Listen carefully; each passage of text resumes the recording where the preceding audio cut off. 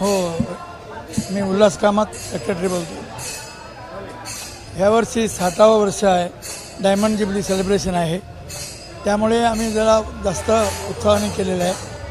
आणि आज सकाळपासून देवता प्रार्थना झालेली आहे. देवता प्रार्थनानंतर दुपारी आता 12:15 बालरामाला अंगणात घालणार. त्याच्यानंतर महापूजा होणार.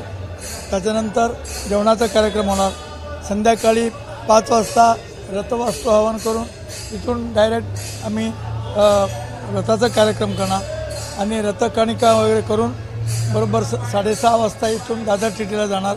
दादर टिटीवरून परत येणार आणि त्याच्यानंतर महाआरती करून नंतर पण जेवणाचा कार्यक्रम चालू होणार आणि रात्री 11 वाजतापर्यंत सगळं कार्यक्रम संपन्न होणार. त्याच्यापर्यंत जास्त होणार यावर्षी. नियोजन सगळं व्यवस्थित आहे. जेवणाचा कार्यक्रम व्यवस्थित आहे. लाईन वगैरे करायचं कसं आलं तर लोकांना राहायला बसायला वगैरे व्यवस्था केलेली आहे. सगळं व्यवस्था आहे. नेमकी किती भाविक हे मुंबईच्या कानाकोपऱ्यातून दरवर्षी या ठिकाणी येतात? हे बघा, दरवर्षी 8,000 ते 10,000 लोक येतात. यावर्षी त्याच्यापेक्षा जास्त होणार असं आमची अपेक्षा आहे. आणि सर्वांना आलं तर व्यवस्थित करायचं व्यवस्था केलेली आहे. आणि आमचा एक मेन मठ आहे आमचा पर्तगाली गोवाला. त्याचं 550 वर्ष पूर्ण होतात. म्हणून आमचं गुरुजींनी स्वामीजींनी विद्याधीश तीर्थ स्वामीजींनी 550 कोटीचं तारक मंत्र म्हणजे श्रीराम जय राम जय जय राम हे तारक मंत्राचं 550 कोटीचं करायचं असं एक अपेक्षा केलेली आहे.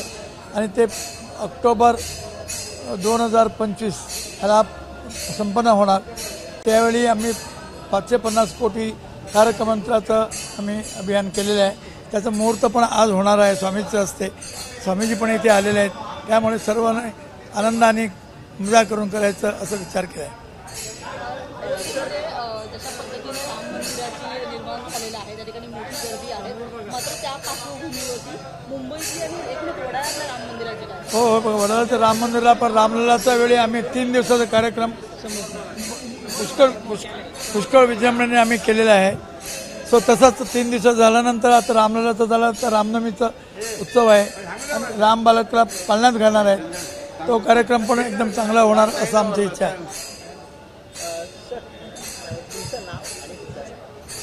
मी उल्हास कामत सेक्रेटरी राम मंदिर वडाळा. एबीपी माझा, उघडा डोळे बघा नीट.